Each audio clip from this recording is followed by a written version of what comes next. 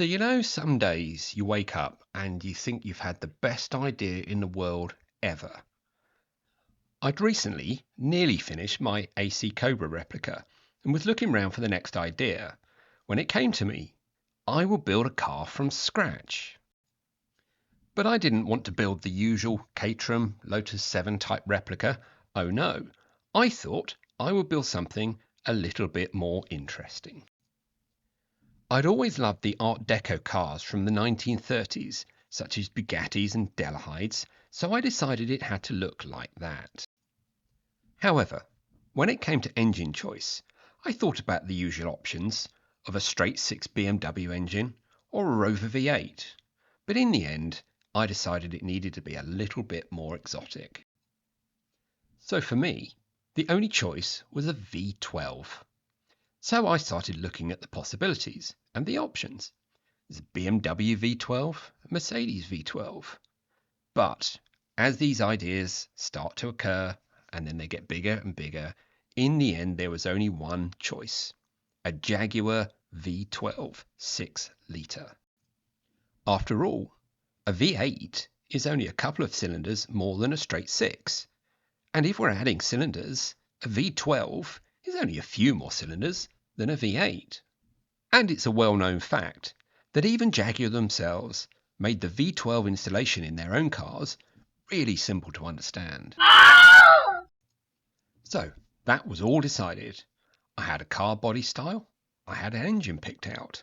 All I had to do now was work out how I was going to build it. The obvious choice would have been to pick a chassis from an existing vehicle. Or, if I decided to build my own chassis, to go for something simple like a ladder frame. So of course, I took the obvious route and built a complicated backbone chassis. And next, it was time to build the body shell. And the obvious thing here would have been to make everything from fiberglass, but that's too easy. So I decided to build half of it from steel and half of it from fiberglass.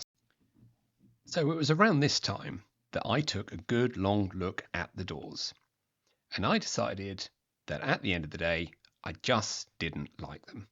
So I redesigned them in steel from scratch.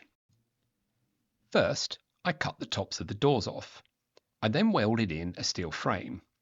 I used paper or cardboard to create templates, and then panel beat the metal skin to go over the top. Finally, I used the door handles from a Fiat Barchetta as they're really in keeping with the design style of the rest of the car. This car was designed as a Roadster, so it doesn't have a roof.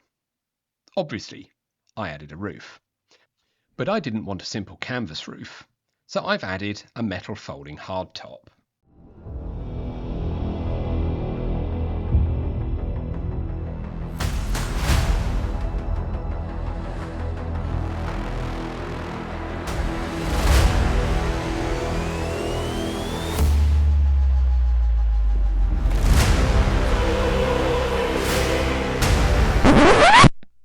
At this point, the bodywork was nearly finished, so I decided to make a terrible mistake. I took a look at the front wings and thought that they looked a bit boring. So I did the thing you should do with all projects that are nearly finished and completely redesigned them. And of course now they look worse. As all owners of nearly finished projects know, the next step is the most important step of all. What I did was put a sheet over the car and leave it for 3 years. So that's where we are today, a nearly finished project car that is in fact nearly finished. The first thing to do to get this car finished is to resolve the issue with the wings. So in the next video, I'm going to do what I did before and cut them into pieces, but this time do them properly. If you're interested in seeing what happens next with this project, it'd be really helpful if you would share or subscribe. Alternatively, if you just want some moral support for your own nearly finished project, pop the details in the comments below.